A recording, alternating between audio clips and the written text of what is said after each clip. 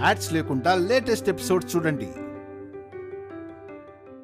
ఒకరి అభిప్రాయం, ఒకరి ఆలోచన నా బిడ్డకి నష్టం కలిగించడానికి నేను ఒప్పుకోను.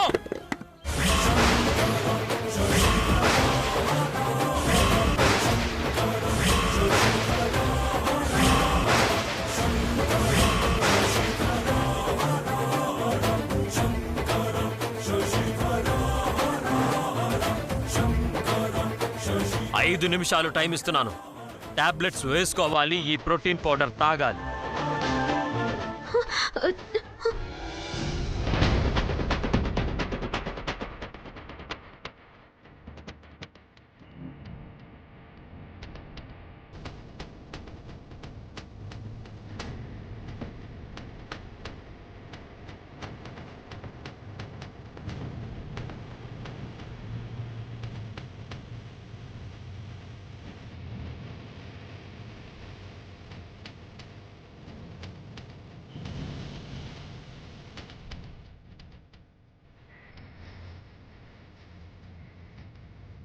ఇదంతా ఒక్క పూట కాదు, ప్రతి పూట ప్రతిరోజు ఇలాగే జరగాలి, జరిగి తీరాలి.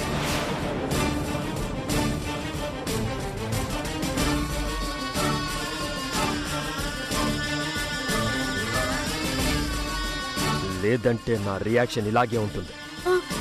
నేనైతే మీరు చెప్పినట్టు చేయాలి. మీరైతే నా మనసు ఎందుకు తెలుసుకోరు? ఇదే న్యాయం. అమ్మా, మనసు తెలుసుకోవాలంటే మనిషి అయి ఉండాలి. ఒక తప్పు చేసేటప్పుడు మనిషినని మర్చిపోయింది. నన్ను మోసం చేసినప్పుడు భార్య అని మర్చిపోయింది.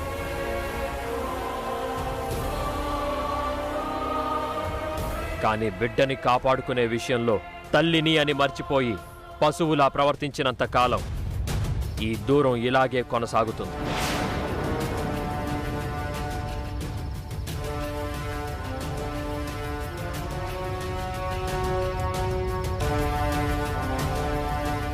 తను మనిషో పశువో తేల్చుకోమను.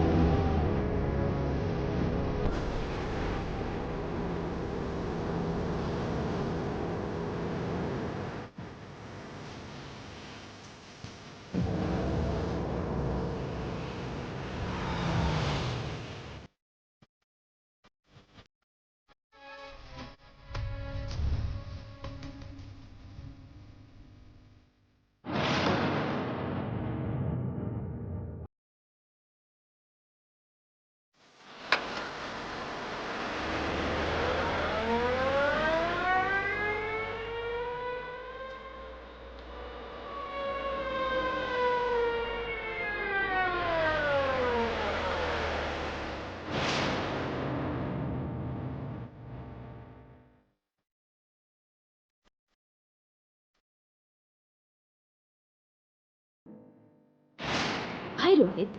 నువ్వా?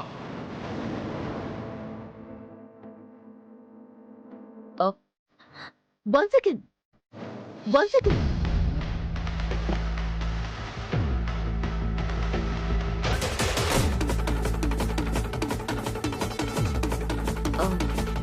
ఎలా ఉన్నావు? తమరి దయ వల్ల బాగానే ఉన్నా. ఎందుకంత ఇరిటేషన్? అనవసరంగా నీతో కాన్వర్సేషన్ ఏంటి? నేను నీ శ్రేయోభిలాషిని. ఉలవచారులో ఉల్లిపాయ ఏం కాదు. నన్ను కిడ్నాప్ చేస్తావంటే చంపేద్దామనే కదా. నేను నిన్ను కిడ్నాప్ చేసింది నీకు మంచి చేద్దామని. ఏంటా మంచి? నా అదృష్టం బాగుండి బయటపడ్డాను. లేదంటే నా శాన్విని ఇంకెవడో పెళ్లి చేసుకుని, అమ్మో, ఊహించుకోవడానికి భయంకరంగా ఉంది. ఇప్పుడు శాన్విని పెళ్లి చేసుకుని ఏం సాధించావు? హలో హలో హలో మేడం, ఇంకొక 6 నెలలు ఆగండి. వరంగల్కి బాద్షా దిగిపోతాడు. అది నేను సాధించేది. హే, అయినా నీతో నాకు మాట్లాడండి. కుక్క కూడా పిల్లల్ని కంటుంది రోహిత్.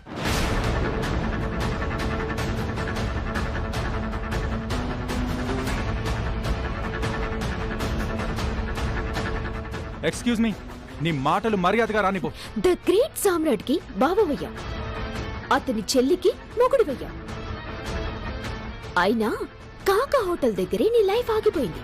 ఇంకా ఎదగవా? ఎన్నాళ్ళ జేబులు తడుముకుంటావు? హలో, 100 రూపాయలు జేబులో ఉంటేనే మనల్ని ఎవ్వడూ ఆపలేడు. అలాంటిది ఇప్పుడు మనం కొంపతీసి మీ బావేమైనా ఆస్తి రాసిచ్చాడా ఏంటి? ప్రతి కుక్కకి ఒక రోజు వస్తుంది మేడం. Wait and see. అప్పటిదాకా 5 రూపాయలెట్టి 10 రూపాయల సిగరెట్లు, ఇదేనా నీ లైఫ్? కాదు. ఇప్పుడేంటి? మీరేమన్నా లక్షలు ఇస్తారా, నా లైఫ్ ఉద్ధరిస్తారా? ఇలా అన్నావు, బాగుంది. నువ్వు ఓ అంటే నీ లైఫే మార్చేస్తా. ఏం చేస్తారేంటి? మీ బావ ముందు తలెత్తుకునేలా చేస్తా. ఎన్ని రోజులు పురుగుని చూసినట్టు చూశాడు కదా, నీకు సెల్యూట్ చేసేలా చేస్తా. అబ్బో, ఇంత దయ మా మీద ఎందుకో? ఇది దయ కాదు, నీ టాలెంట్ మీదున్న నమ్మకం. అంటే నాకు కూడా టాలెంట్ ఉందని మీరు గుర్తించారన్నమాట. టన్నులుంది, కానీ ఎలా వాడాలో నీకు తెలియట్లేదు. అది నాకు తెలుసు. అలాగని మన చేత చెమటోడ్చే పనులు చేయిస్తే మన వల్ల కాదు. మనదంతా స్మార్ట్ వర్క్. స్మార్ట్ వర్కే కావాలి. నీ తెలివిని పూర్తిగా ఉపయోగించాలి.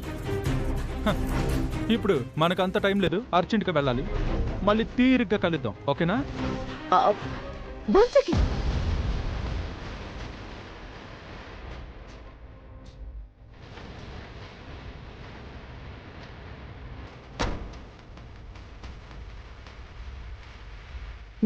ఇది నా ఫోన్ నెంబర్. ఓకే, ఖాళీగా ఉంటే చేస్తానులే.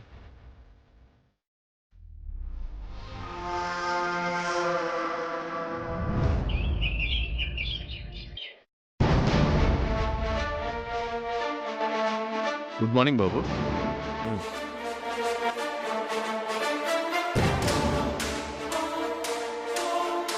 డాక్యుమెంట్స్ పంపించావా? బాబు అది ఏంటి నసుగుతున్నావు? ఏం లేదు బాబు, గౌతమ్ సార్ ఏమో కలెక్టర్ ఆఫీస్కి వెళ్ళారు, చక్రి బాబేమో ఆఫీస్లో అర్జెంట్ వర్క్ ఉందని వెళ్ళారు. మరి నువ్వేం చేస్తున్నావు? అంటే నేనే వెళ్దాం అనుకున్నాను బాబు, కానీ మీరేగా ఇంకో గంటలో మెటీరియల్ డెలివరీ చేయమన్నారు. మరి హాఫ్ అన్ అవర్లో ఈ డాక్యుమెంట్స్ జీకే కంపెనీకి చేరాలి. ఎలా? అదే అర్థం కావటం లేదు బాబు. అర్థం కాకపోతే నువ్వెందుకో?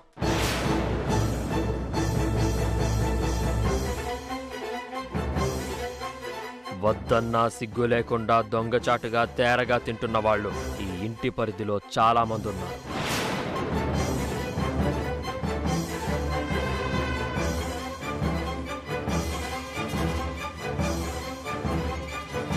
బాబు మళ్ళీ అర్థం కాలేదు. పని లేని వాళ్ళని పట్టుకొని పని అప్పజెప్పు.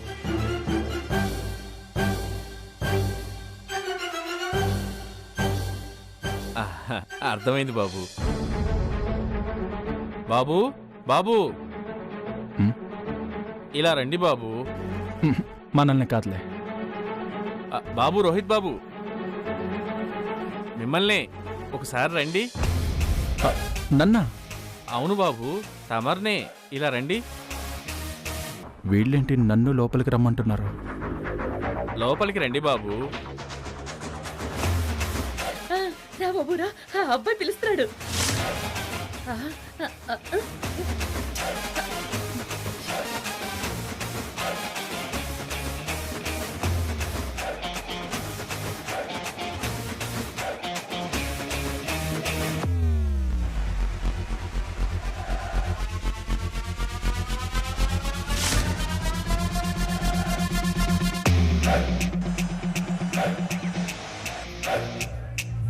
పని లేని వాళ్ళకి ఇలాంటి పనులైనా అప్పజెప్పు. కాస్త డబ్బులైనా వస్తాయి.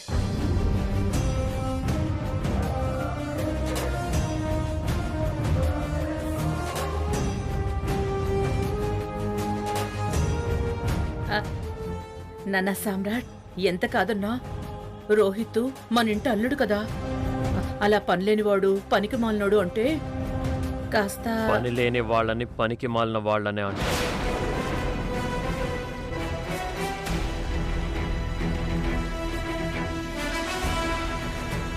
అందుకే తిన్న తిండికి పని అప్పచెప్పమంటున్నాను. నాలాంటి వాడు పని చేయలేక కాదు, నా స్థాయికి తగ్గ పని దొరక్క చేయట్లేదు. అవును మరి, ఇలాంటి వాళ్ళకి గవర్నర్ గిరి కట్టబెడతారు.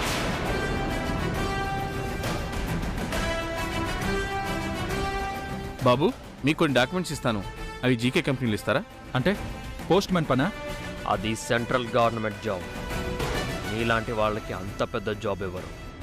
దానికో అర్హత ఉండాలి.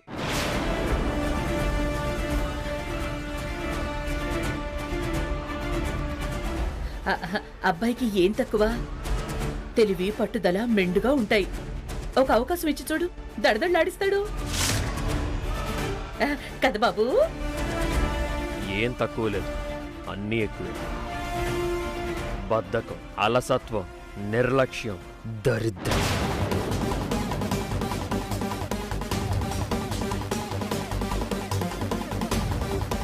ఇన్ని క్వాలిటీస్ ఉన్నాయి కాబట్టే ఏరి కోరి తెచ్చుకున్నారు. అందుకే ఆకలికి తట్టుకోలేక, పెళ్ళానికో ముద్ద పెట్టుకోలేక అన్నం దొంగతనం చేశాడు. నాన్న సామ్రాట్, ఎన్నాళ్ళు వేరు ఇప్పుడు వేరురా.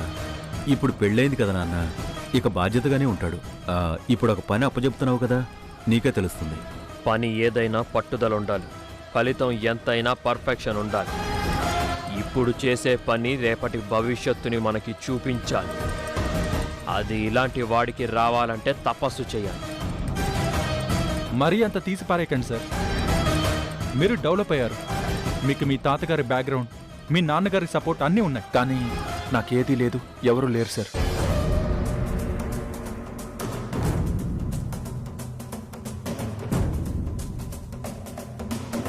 పది మెట్లు ఎక్కాలంటే మొదటి మెట్టు ఎక్కాలి. 10 రూపాయలు సంపాదించాలంటే 1 రూపాయి ఉండాలి. ఆ రూపాయి లేకే నాలాంటి జీనియస్ ఇలా ఉండిపోవాల్సి వచ్చింది. అచ్చా, 1 రూపాయితో ఏదైనా చేయొచ్చా లవంగం? బాబుగారు చెప్తున్నారు కదా బాబు. 1 రూపాయి అంటే 1 రూపాయి అని కాదు సార్. ఓ 1,00,000 రూపాయలుంటే ప్రపంచాన్నే దున్నేయొచ్చు. ఏమన్నావు? మళ్ళీ అను. 1,00,000 రూపాయలుంటే ఎంతైనా సంపాదించొచ్చు అంటున్నాను. ఓహో, 1,00,000 రూపాయలుంటే ఎంతైనా సంపాదించవచ్చా? అవును సార్, అది లేకే కదా ఈ తిప్పులు. ఎంత టైంలో? ఎంత 1,00,000కి 1,00,000 సంపాదించాలంటే ఓ 2 నెలలు చాలు.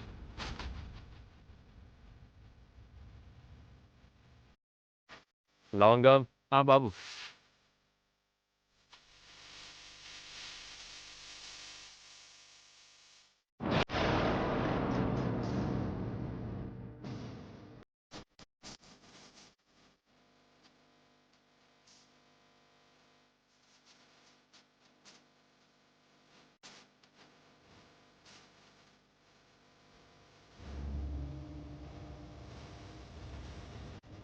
₹1,00,000 పెట్టుబడి 2 నెలలు కాదు, 3 నెలలు టైం తీసుకో.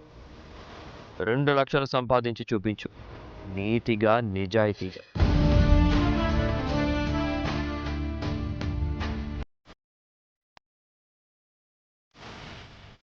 నువ్వు చెప్పావంటే సంపాదిస్తాడు, సాధిస్తాడు బాబు. 3 నెలలు టైం ఇచ్చారుగా, ఇక చూడండి నేనేంటో నా తెలివేంటో చూపిస్తాను. అందరూ వినండి, ఏ ఒక్క మాట మర్చిపోకండి. అన్నయ్య, ఇంతటి అవకాశం ఇచ్చావు కదా, రోహిత్ ఖచ్చితంగా నీ మనసు గెలుచుకుంటాడు.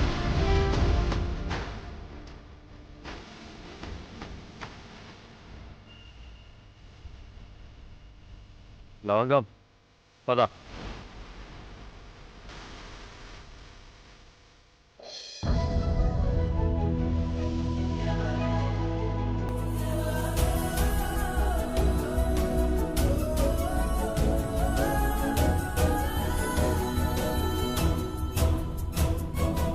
చూసావా రోహిత్, మా అన్నయ్య మన గురించి ఎంతలా ఆలోచిస్తున్నాడో.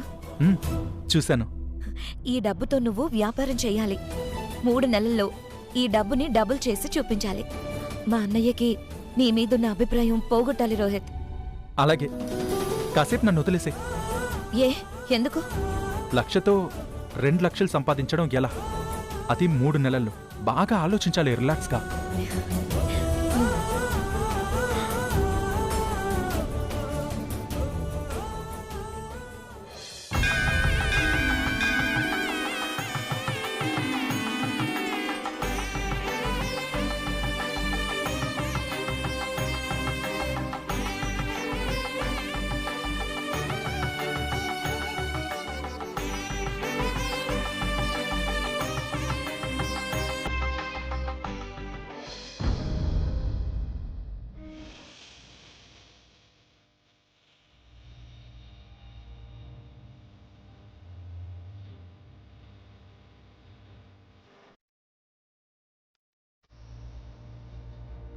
అమ్మా, అమ్మల్ని గన్నా అమ్మ వంటారు నిన్ను.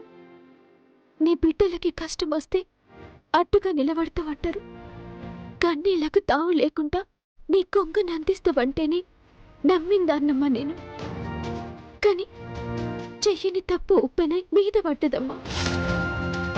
ఇప్పుడు కన్నెత్తి చూడాలనిపిస్తలేదా నీకు? నన్ను చెర్రంతైనా కరుణించాలనిపిస్తలేదా తల్లి నీకు? నా దురదృష్టాన్ని పక్కకు పెట్టి దొరలెక్క నాకు జీవితాన్ని ఇస్తానొస్తే నా అదృష్టం అనుకున్నా. నా ఇంటి తాకు తెలుసుకొని కట్నం లేకుండా కాళ్ళు గడిగించుకుంటానంటే గది ఆయన నాకిచ్చిన వరం అనుకున్నా. గదే దినం గయనకి నా మనసిచ్చిన గదే నిమిషం ఆయనని నా ఊపిరిలో నింపుకున్నా. నాలో ఆయన భార్యని చూస్తే నేను ఆయనలో దేవుణ్ణి చూసిన. కసంటిది ఇప్పుడు ఇద్దరి నడుమ ఈ ఆఘాతం ఎట్లొచ్చింది? నేనేం తప్పు చేసిందని నాకు కింద శిక్ష చేసిండ్రమ్మా. నీ దయ లేకుండా, నీ ఆజ్ఞ లేకుండా ఏదన్నా జరుగుద్దా? నా ఆడబిడ్డ జీవితాన్ని కాపాడాలన్న ఆలోచననిచ్చింది నువ్వు. నా ఇంటి మర్యాద నిలబెట్టాలన్న పట్టుదలనిచ్చింది నువ్వు. ఎన్ని ఆటంకాలు ఎదురొచ్చినా గా పెళ్లి జరిపించింది నువ్వు. మరి ఎన్ని చేసి నువ్వు నా భర్త కంటికి నన్ను దోషినట్లు చేసినవమ్మా. నా భర్త మాటకి నోచుకొని దురదృష్టవంతురాల్ని ఎట్లా చేస్తుంది? ఆయన మాట్లాడని గడియ ఓ గంట లెక్కుంటది. ఆయన పిలువ నిమిషం నిప్పుల కుంపటి తీరైతది. ఆయన సూపు లేకపోతే బతికే ఏ సంగ లెక్కుంటది. అసొంటిది నా నీడ కూడా ఆయన తాకొద్దు అంటుండ్రు. ఏం చేయాలి? ఎవరికి చెప్పుకోవాలి?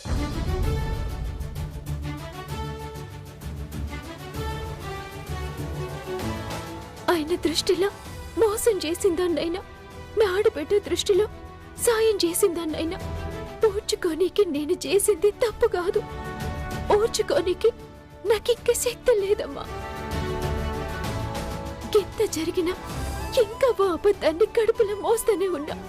ఈ అబద్ధపు కడుపుని దాసి ఆయన్ని మళ్ళా డోకా చేస్తున్నందుకు బాధపడాలా? గీతే అబద్ధపు కడుపు ఆయనకి దూరంగానే కొంట ఆపి ఆయన కళ్ళ ముంగడుంచినందుకు సంబరపడాలా? తెలుస్తలే.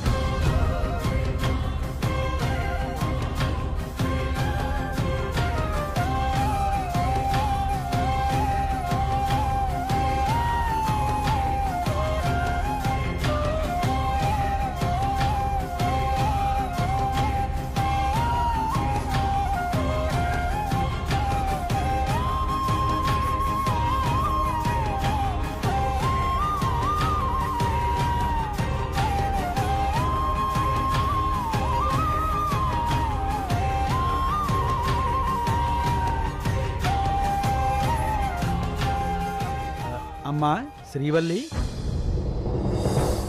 అమ్మా శ్రీవల్లి, నిన్నేనమ్మా.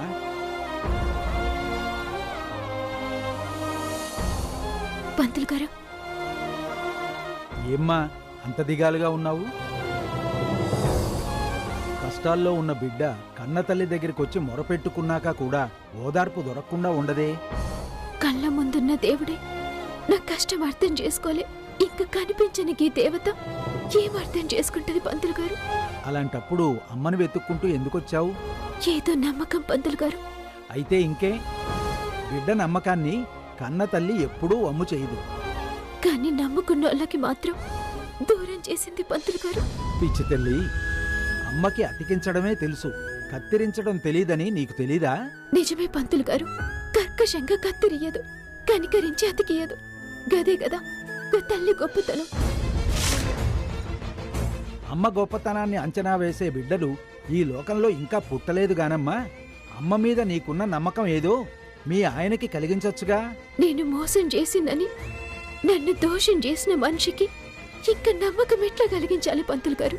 భర్తని కాదని ఆడపడుచు పెళ్లి చేశావు, ఎన్ని వ్యతిరేకతలొచ్చినా ఎదుర్కొన్నావు. ఇంత తెగువ, ఇంత ధైర్యం ఉన్న నువ్వు నీ భర్తని నీ వైపుకు రప్పించుకోలేవా? ఆయన దారిలోనే నన్ను నిలబడొద్దంటే ఇంకా నా దారిలోకి ఎట్లా రప్పించుకోవాలి? తన వైపు చూడొద్దని తప్పుకొని పోతుంటే ఎట్లా నా వైపు తిప్పుకోవాలి? చంద్రుడు మబ్బుల్లోకి జారిపోయాడు అంటే ప్రపంచం చీకటైనట్టు కాదు, అంతకు మించిన వెలుగునిచ్చే సూర్యుడి రాక కోసం నిష్క్రమించాడు అని.